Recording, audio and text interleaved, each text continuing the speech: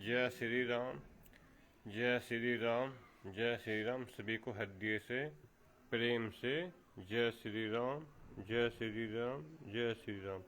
ओम ओम ओम। चलो आज धर्म के बारे में चर्चा करते हैं।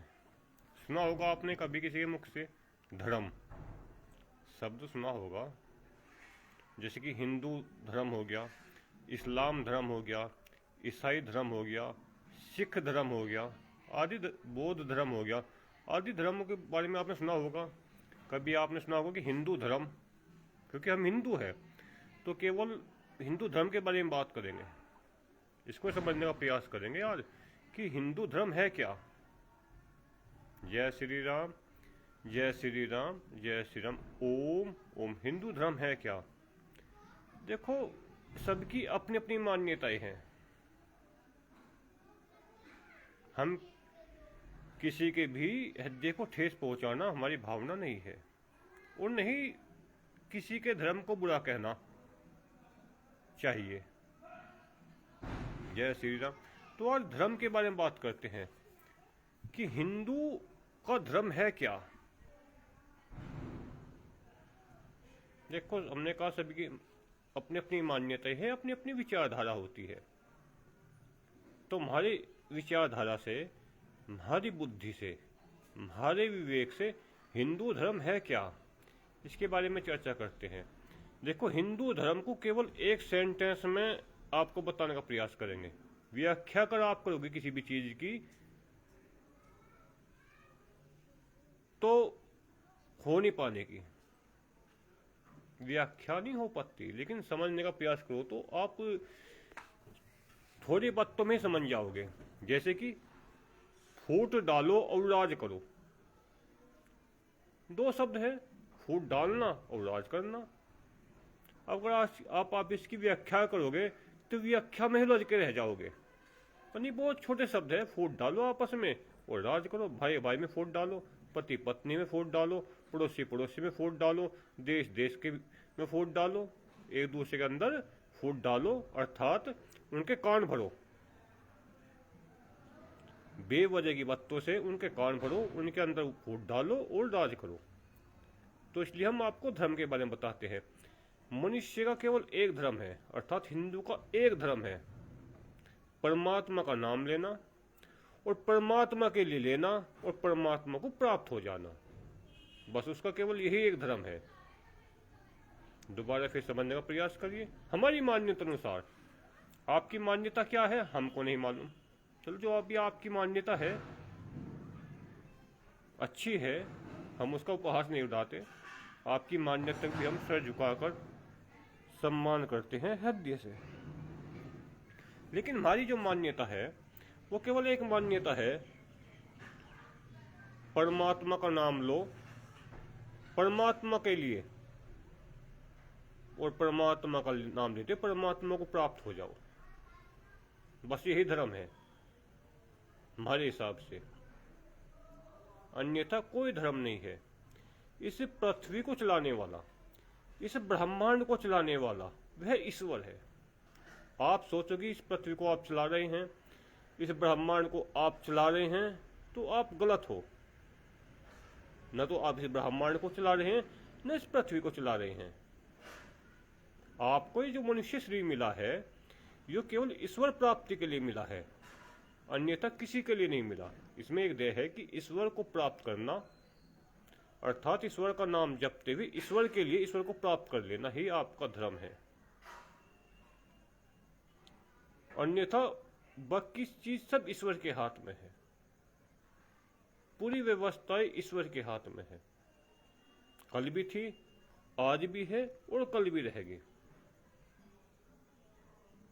अन्यथा किसी भी चीज से आपको भयभीत होने की जरूरत है ही नहीं। किसी भी चीज से आपको भयभीत होने की जरूरत नहीं है, न किसी चीज से आपको डरने की जरूरत है। किसी चीज से मत डरिए, न किसी से भयभीत होइए।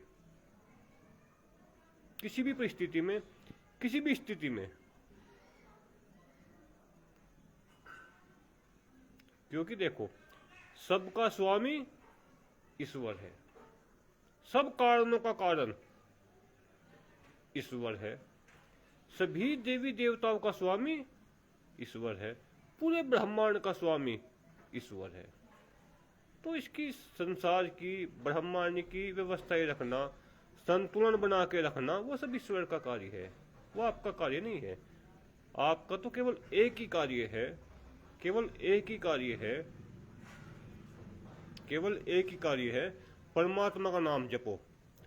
परमात्मा को प्राप्त करने के लिए, परमात्मा के लिए, केवल परमात्मा का नाम जपना, परमात्मा को प्राप्त करने के लिए और परमात्मा के लिए, यही आपका धर्म है, यही आपका कर्तव्य है। इससे अच्छा और कोई कर्तव्य नहीं है। आपने कभी सुना होगा या शास्त्र में पढ़ा होगा कि जो बड़े बड़े तपस्वी थे वे संसार को छोड़ के वनों में चले जाया करते थे। सुना होगा आपने, कभी पढ़ा होगा। वे संसार को छोड़ के वनों में, क्योंकि उन्हें पता संसार को चलाने का काम ईश्वर का है। कोई जो राजा था, ये बड़े बड़े, जैसे आप राजा, जैसे भृतृ हुए, विक्रमादित्य के बड़े भाई हुए, विक्रमादित्य राजा हुए, उनके बड़े भाई भृतृ हुए, उन्होंने सब राजपाट छोड़ के वनों में चले गए थे। काहे के लिए? ईश्वर प्राप्ति के लिए। उन्हें पता था कि संसार को चलाने वाला ईश्वर है और ईश्वर को प्राप्त करना हमारा धर्म है। हमारा धर्म केवल एक ही है, ईश्वर का नाम जपना ईश्वर के लिए और ईश्वर को प्राप्त कर लेना। इसके अलावा हमारा धर्म कोई नहीं है। देखो दुनिया कब से चल रही है और हमेशा चलती रहेगी। हर क्षेत्र में इस संसार की रक्षा करना। देखो हिरण्यकश्यप हुए, हिरण्याक्ष हुए एक दैत्य, वे पृथ्वी को उठा के समुद्र में ले गए थे। ऐसा शास्त्र में पढ़ा है हमने कि वे पृथ्वी को उठा के समुद्र के बीच में ले गए थे और भगवान विष्णु ने उनका वध किया और पृथ्वी को निकाल के फिर उसको वहीं रखा जहां वो थी। ये जितने भी दैत्य हुए, बड़े बड़े दैत्य हुए हैं, जिसमें रावण हो गया, कंस हो गया, हिरण्यकश्यप हो गया, ये आदि बड़े बड़े दैत्य हुए इस पृथ्वी पे, उनके विनाश के लिए ईश्वर कोई ना कोई व्यवस्था कर देगा। वो कार्य आपका नहीं है, व्यवस्था करना ईश्वर का कार्य है। वो कार्य हमारा और आपका नहीं है, क्योंकि भगवान कृष्ण ने श्रीमद् भगवद गीता में स्पष्ट कहा है कि जब जब भी धर्म की हानि होगी, जब भी अधर्म बढ़ेगा, वो धर्म का नुकसान होगा। धर्म की रक्षा के लिए और अधर्म के विनाश के लिए वे स्वतः ही किसी न किसी को प्रकट कर देंगे। कोई ना कोई महापुरुष इस तरह का आ जाएगा जो धर्म के लिए खड़ा हो जाएगा।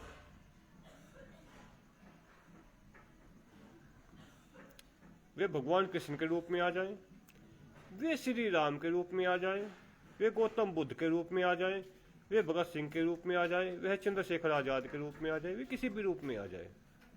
उनका लक्ष्य केवल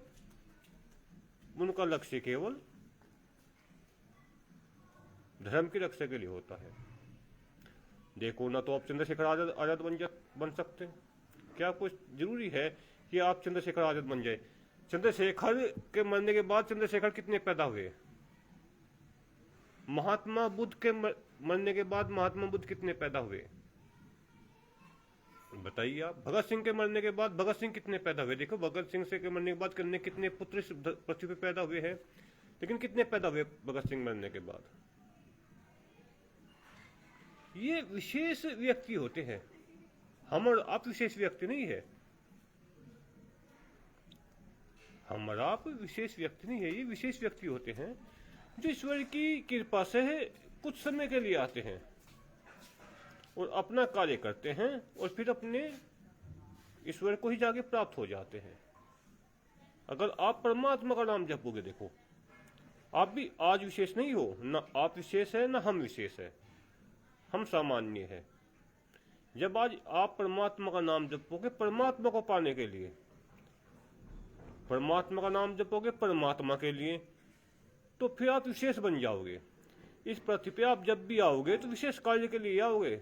आप भगत सिंह बनकर आओगे, चंद्रशेखर आजाद बन के आओगे, महात्मा बुद्ध के रूप में आओगे, महात्मा गांधी के रूप में आओगे।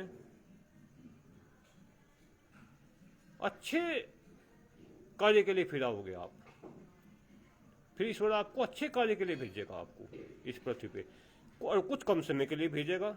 बोझ ढोने के लिए नहीं भेजने का, न परिवार को चलाने के लिए भेजने का। हम सबका लक्ष्य क्या है? परिवार चलाना।